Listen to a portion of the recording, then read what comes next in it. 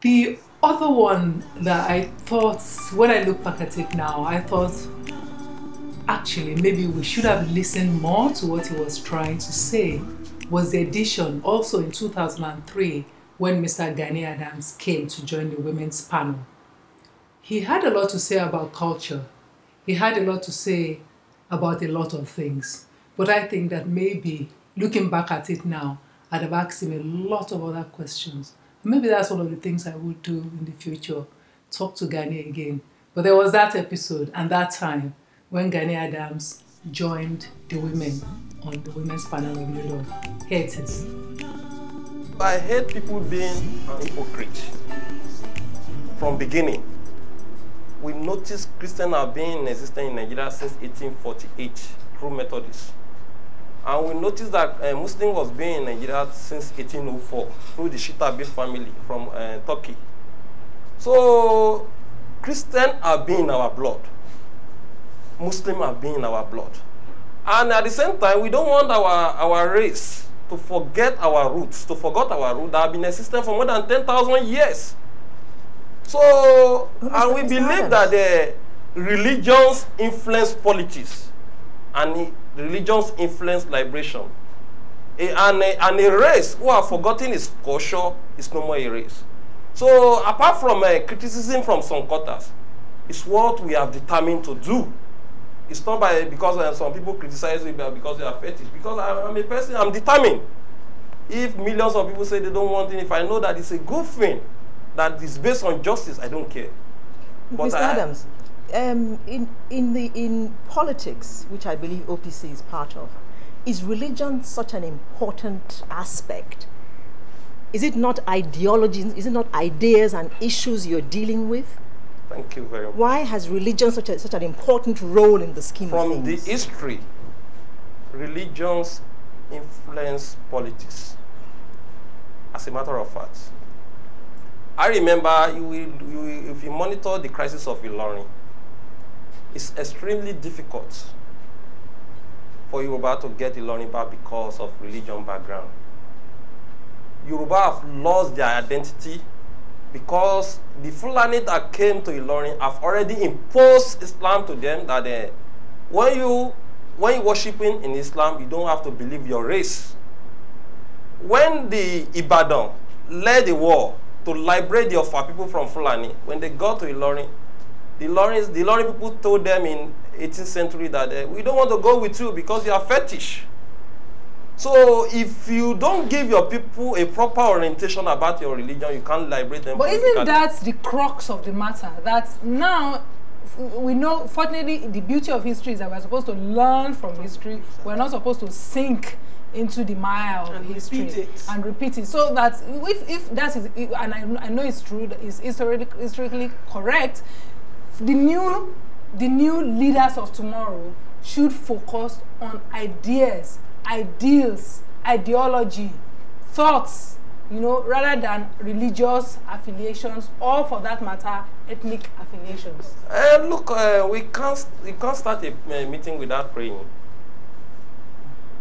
That's very, very important in any organization.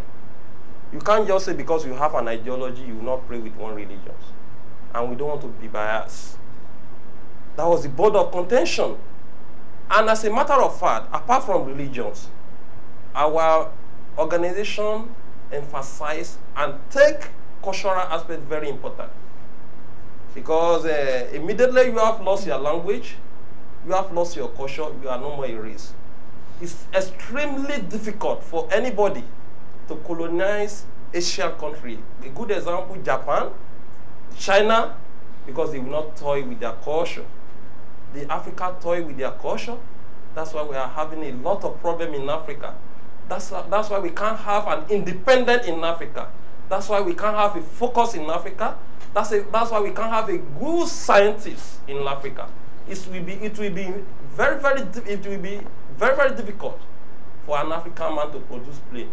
It will be very, very difficult for African man to produce car, because look, isn't the example of Asia unfair? Because Asia, most of those countries are monocultured. Yes, monocultured. You can't just go to space. without having a spiritual undertone. And let me tell you, Mr. Adams. Mr. Adams. Mr. Adams. Don't you think that we're playing up this religion thing a bit too much in this country? You mentioned Japan. They're building trains that are going almost at the speed of an aeroplane. America is going to the moon. You're sitting down here telling me that you have to pray in Christian, I was wondering, why do we have to pray in traditional? No, but that's why you can't go to the moon. He was too much prayer and no action. You're not doing science. You are praying. God won't come down and take you to the moon. It's not just the prayer. It's the cultural aspect. It's too much religion. It was making sense, but there's a contradiction somewhere.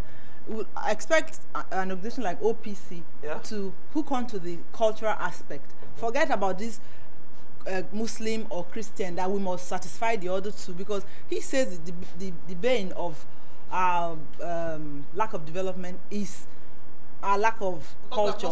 Yes, and the example of Japan is relevant in the sense that, yes, Japan is modern and all of that, but deeply rooted in their culture. It's monoculture. It doesn't matter about monoculture. Okay, Yoruba people, at least they are mono Yoruba people, so you know. But I would expect you to stick to the traditional aspect. My culture is one thing, religion is another. No. Oh yes. You can't differentiate religion from culture. Which is our real problem: poverty or lack of culture and religion. When we have a very good technology, definitely we will raise poverty immediately. Immediately, we can produce a very good thing, like car, like plane, like a lot of infrastructure. Definitely, you will not see poverty in our country again. So, without development, look at our life is not functioning. Okay. A lot of things. We always bring an expatriate from development. Okay, and you are thinking that it's because we don't have culture that we are not able to develop the kind of technology that will bring that will cure poverty. Culture is part of it. I'm not saying all is culture. Okay, it's just a part of it. Yes. All right, let's go to OPC. I mean, the ladies are itching to ask questions. Let me keep yes, OPC. OPC has been very quiet lately. What is brewing? Why is OPC so quiet? They are worried. Yes, I am worried. When you have light on for too long. Uneasy calm, exactly, yes. Well, when you are saying that the OPC is quiet now, I hope you are not saying because OPC is being violent before. No. Well, no, you are not thinking it. Is OPC satisfied? Is OPC satisfied? You are not satisfied. But where the organization is not meant for violence. Anything. Who mentioned violence? Nobody mentioned violence. Wait. I'm explaining to you. He's explaining. I'm explaining to you. He's just explaining. Where it is not meant for violence. The organization was meant to have a radical change in the society. It's a social, cultural organization for liberation and emancipation of our people, to bring our cultural heritage to the fore, to enlighten people about our culture, and to fight for the restructuring of this country. We know if this country is well structured, definitely every region or section will develop at their own pace. So the organization have a lot of good ideas, but the state is not convenient with the organization, because when we are talking of the internal oppressors in the country, believe anybody want to make a change should be turned to criminal. So from the stage of the existence of the organization, there was a lot of provocation. When the provocation comes, the state will say the organization is violent. So when you see people like we are sitting down here, somebody come with a gun that was being bought by the taxpayer of the country to shoot at you. At the end of the day, you must have a self-defense. And self-defense is the first law in heaven. So when the organization is defending themselves, you will say the organization is violent. And the state apparatus have every machinery in their disposal to disseminate information to the general public. So to paint the organization in a bad image, so that the people will not near the organization to recognize the organization. We thank God, everything is coming normal. Mr. Adams, I'm a Yoruba woman. Okay? My name is Olushola Ibile Salako. In fact, I'm from Lagos State. Born, bred, everything. Okay. Buttered.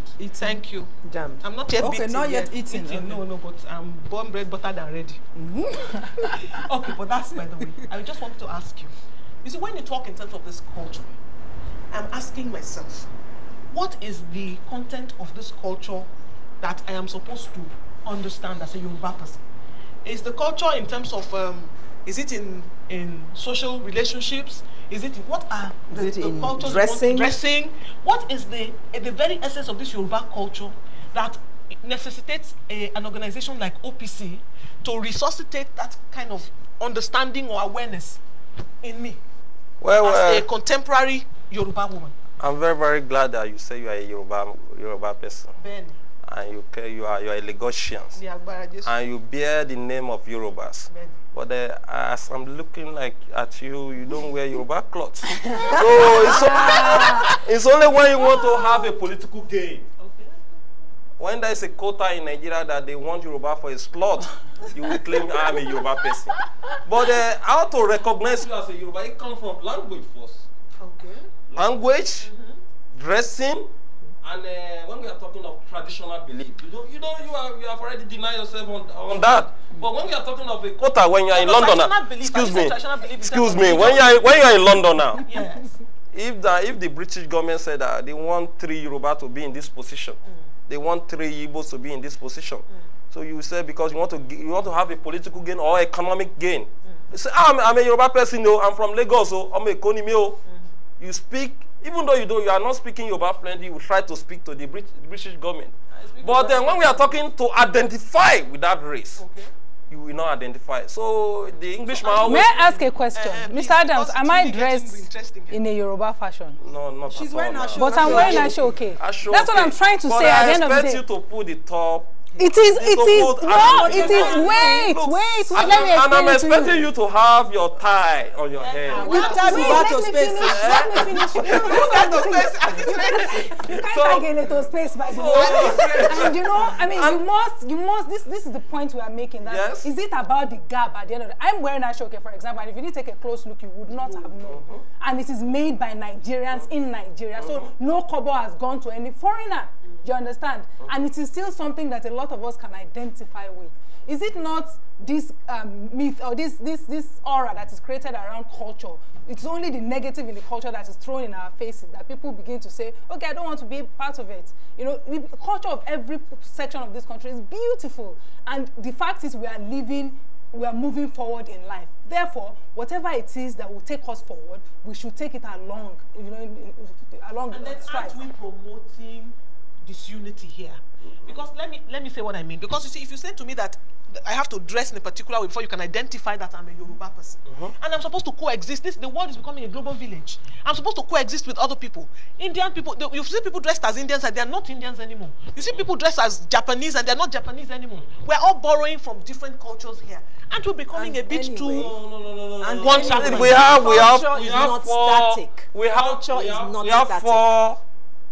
have four solid ethnic in Britain.